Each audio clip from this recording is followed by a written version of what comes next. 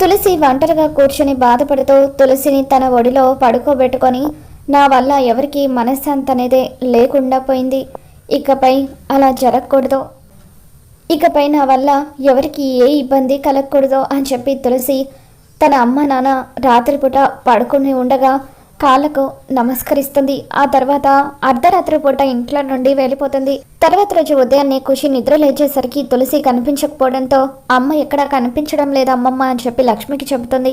దాంతో లక్ష్మి, ఏంటి ఖుషి నువ్వు అనేది, అమ్మ ఎక్కడా కనిపించడం లేదా, అసలు అమ్మ ఎక్కడికి వెళ్ళిపోయి ఉంటుంది అని చెప్పి అంటూ ఉంటే, ఇక అప్పుడే తులసి వాళ్ళ అన్నయ్య సంతోష్, ఏంటి తులసి కనిపించడం లేదా, మీరు చెప్పేది నిజమేనా అని చెప్పి ఎంతో ఆనందంగా అడుగుతూ ఉంటాడు. మరోపక్క తులసి తండ్రి శ్రీనివాస్ తన కోసం చుట్టుపక్కల అంతా కూడా వెతికి ఇంటికి వచ్చి తులసి ఎక్కడా కనిపించలేదని చెప్పడంతో ఇంట్లో వాళ్ళందరూ కూడా కంగారు పడిపోతూ ఉంటారు. మరి ఇంతకీ తులసి ఎక్కడికి వెళ్ళిపోయిందో రాబోతున్న ఎపిసోడ్లో తెలుసుకుందాం. ఈ వీడియో మీకు నచ్చినట్లయితే తప్పకుండా లైక్ చేయండి.